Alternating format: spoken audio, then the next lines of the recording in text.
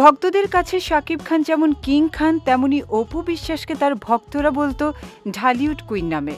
একসময় সহকর্মী থাকলেও ধীরে ধীরে তাদের সম্পর্ক গড়ায় প্রেমে।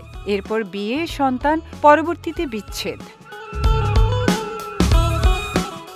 সন্তান জয়ের সুবাদে শাকিবের পরিবারের সঙ্গে ঘনিষ্ঠতা রয়েছে অপু বিশ্বাসের। ফেলে আসা সময়গুলো থেকে নানা গল্প অপু বলেন টিভি অনুষ্ঠানগুলোতে। সম্প্রতি সেরকম একটি তথ্য দিয়েছেন অভিনেত্রী। প্রেমে পারিবারিক বাধা ছিল কিনা জানতে চাইলে অপু জানান, তার মা শুটিং সেটে অপুকে বলেছিল এদিকে আয়। উত্তরে অপু বলেছিল আসছি।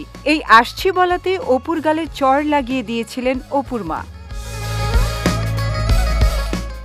অপুর ভাষ্যে, ভরা মজলিসে একে তো মারের লজ্জা, দ্বিতীয়ত মারের ব্যথা, তৃতীয়ত যাকে পছন্দ করি তার সামনে ছোট হয়ে গেলাম। এটা বিয়ের আগের ঘটনা। আসলে এসব ব্যাপার থেকেই আমাদের বিয়ে।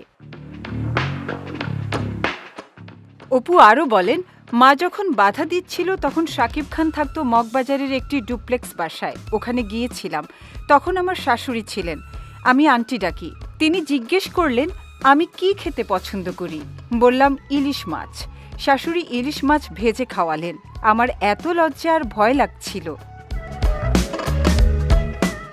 ওয়ালটন ফ্রিজ কিনে অনেকের মতো আপনিও হয়ে যেতে পারেন মিলেনিয়াল। সেরা পণ্যের সেরা অফার। পরে অবশ্য পুরো বিষয়টি ভালো লেগেছে অপুর। অভিনেত্রী প্রায় 3 মাস শুধু ওই মাছ খাওয়ানোর দৃশ্যটাই মনে করতেন।